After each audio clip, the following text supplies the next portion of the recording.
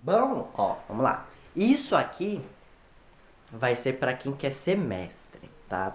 Tanto do Omniverso, tanto do meu servidor, da Turiquetora. Vou começar a andar um pouco mais devagar para não deixar as pessoas tontas. Vamos lá. Quanto para quem, enfim, tá de fora.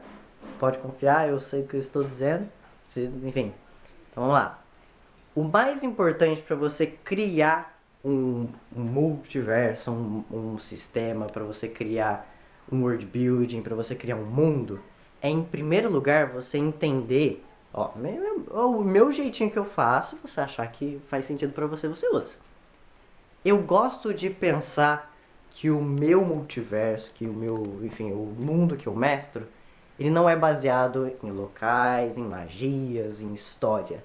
Ele é baseado em pessoas. Então, uma coisa que eu faço muito da mesma forma que eu crio meus personagens, eu crio o meu multiverso, eu crio o meu mundo. Então, tenha isso em mente. O seu mundo ele não pode funcionar sem os seus campeões, sem os seus personagens, sem os seus caos. O que são os caos? Os caos eternos são os personagens, os seus personagens. Então, pense que o seu mundo ele é a criação, ele é o desenvolvimento, ele é itens, ele é estátuas, cidades e magias que os seus vários personagens, caos eternos, criaram com o passar de toda a história deles. E no final das contas, as coisas foram crescendo e crescendo com calma. E aí vai se tornar um grande mundo.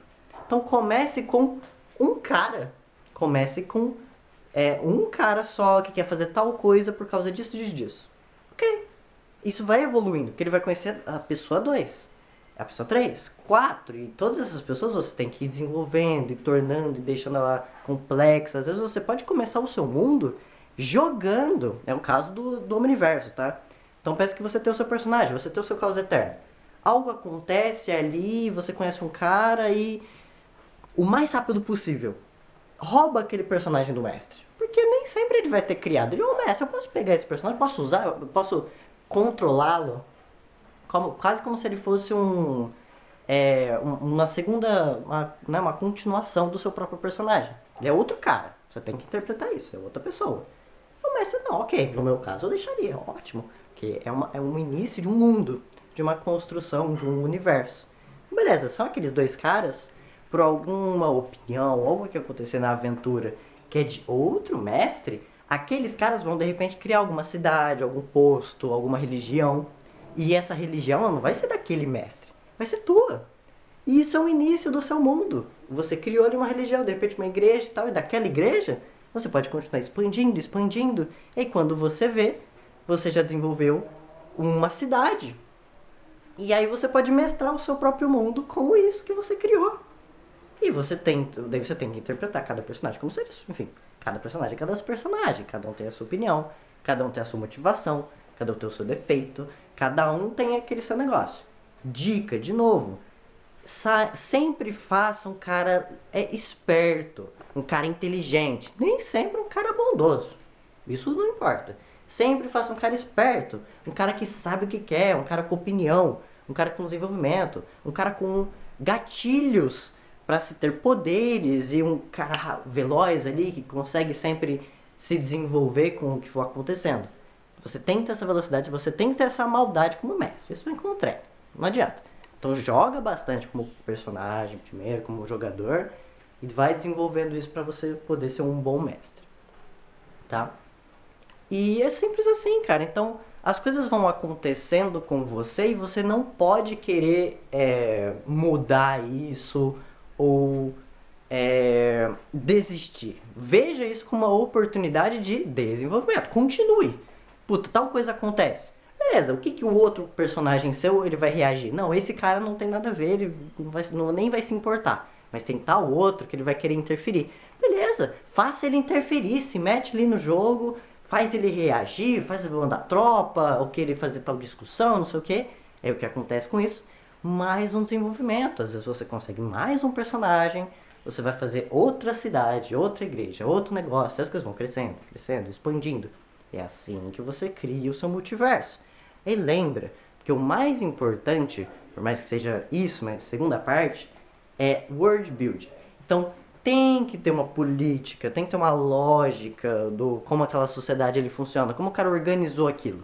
Tenta ser o máximo realista possível, para o seu mundo ficar verossímil, para não ficar esquisito, para não ficar parecendo só uma criação da sua cabeça e dane-se. Tem que ser palpável para quem você está mestrando.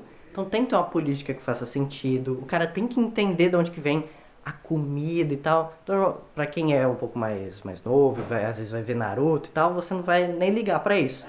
Mas você vai ficando mais velho, você começa a perceber esse tipo de coisa. Tipo, mano, tá, da onde que vem essa plantação?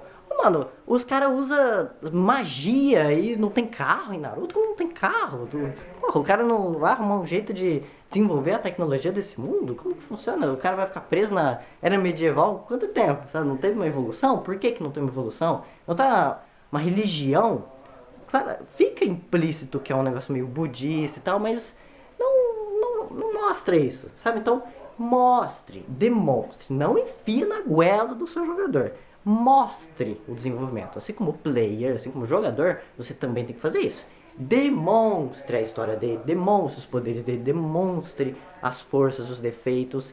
Não faça o cara engolir aquela parada, senão é zoado, senão é desenvolvimento forçado. É o que a gente chama em cinema, por exemplo, de roteiro, de conversa, de diálogo expositivo. Que é horrível. Quando claramente dois personagens estão conversando e os dois têm aquela informação, mas eles falam sobre aquilo claramente para explicar para o público tal magia, explicar para o público tal guerra. Isso é mal feito. Tem que ser um negócio mais sutil e natural possível. Ok? Sobre o world building, interação entre os personagens. Então, você tem que ter essa imparcialidade dentro de você. Mesmo como personagem, isso é muito importante porque você tem que ter em mente que você está jogando com várias pessoas, ok? Várias pessoas. Você não está sozinho jogando aquilo ali. Então, isso é o principal do jogo, é empatia. É você entender que o seu personagem às vezes vai querer fazer tal coisa, mas encaixa no contexto, não é uma cena tão séria assim, tá mais importante pro outro cara, pô, fica quietinho, presta atenção no jogo do outro cara, que às vezes também tá tentando desenvolver o seu próprio multiverso, tem a própria igreja dele e tal, e o jogo não é só sobre você, o jogo ele é criado e desenvolvido e transformado com um conjunto de mentes, corações, interpretações, quem ri, a pessoa que chora, o outro cara que fica puto porque o outro matou não sei o que. Vocês têm que ter isso em mente, beleza? Ok.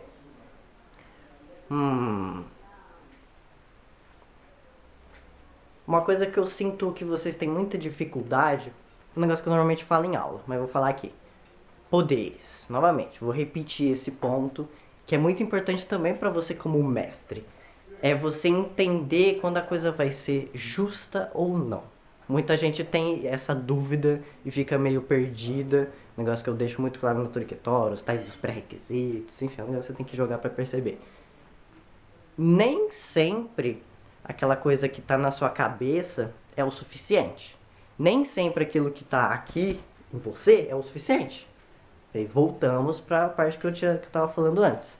Não adianta nada você ter criado, você ter escrito, você ter desenvolvido o poderzinho de tal jeito, mas se você não sabe demonstrar de forma sutil e aos poucos e com a sessão, sabe, com a sessão antes, ou então tem que construir em várias sessões para você conseguir fazer aquilo, você não vai conseguir usar a sua magia, o seu poder, principalmente no Toriquetório, mas mesmo em RPGs comuns. Você pode até conseguir usar tal poder porque é mecânico, é fireball e dane-se. Mas vai ficar zoado. Por quê? Porque não teve construção.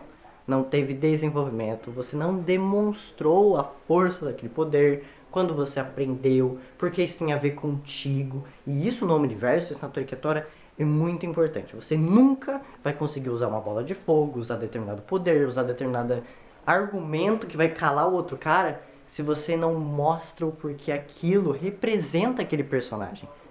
É aquele negócio do primeiro estágio. Mesmo que você como mestre, você também precisa seguir os estágios. E o primeiro estágio é desenvolvimento.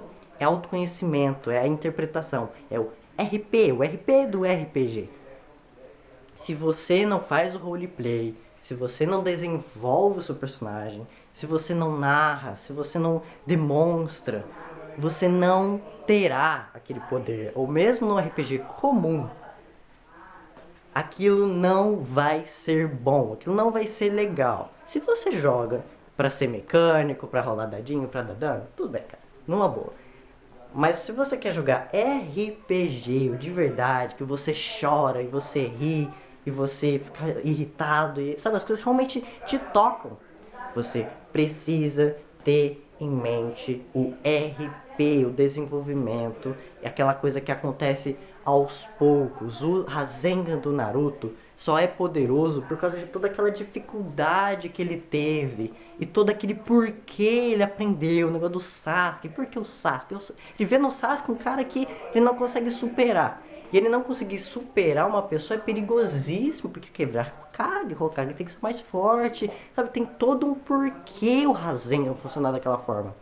E ele mostrar que ele, que a forma com que ele faz o Rasengan é completamente única. Ele tem que fazer o clone, o próprio Jiraiya, tipo, caralho. E aí é nessa que ele dobra a velocidade de aprendizado dele. Então o Kamehameha do Goku, que ele conhece o Mestre Kami, aprende, tem todo um bagulho, que ele só quer proteger as pessoas e tal. E que realmente quando ele vai usar a primeira vez, é uma cena muito legal e tem todo um significado. E daí, aquela coisa, você vai querer usar aquele poder de novo. Se você quiser só usar um foda-se de novo, não vai ter força. É o caso do Naruto, é o caso do Sei, é o caso do Goku. Quando eles vão usar o Kamehameha, as técnicas dele no foda-se, nunca dá certo. Mas quando tem aquela construção, quando tem aquela cena, sabe, aquele bagulho, dá muito certo. É uma dica que eu dei, é como eu vou finalizar o vídeo, que é o RPG, principalmente do Omniverso, ele depende de sentimento. Ele depende do pré-requisito. E o que é o pré-requisito? É o contexto. Você nunca vai conseguir falar um eu te amo que realmente vai ser efetivo, que a outra pessoa vai realmente sentir, se não tiver contexto. Você chega na pessoa que você gosta e eu te amo. Não vai adiantar nada, ela só vai ser esquisito e, sabe, ela vai sair, às vezes, de repente vai ser uma cena esquisita.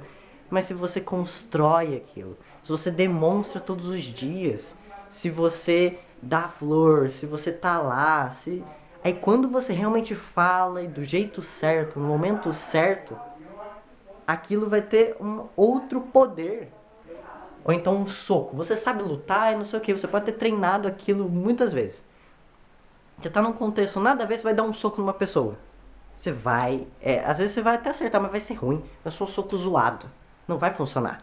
Mas pensa que é um contexto em que você precisa proteger aquela pessoa, que X coisa aconteceu, que tal cara fez tal negócio, aí você vai lá e dá o soco. Isso vai ser muito mais poderoso. Isso é o pré-requisito, cara. Isso não é uma técnica, não é mecânica, não é sistema. É a vida, é o normal, é assim que funciona. Então, saiba disso. Isso é pré-requisito, é assim que você vai mestrar, é assim que você vai jogar direito o jogo.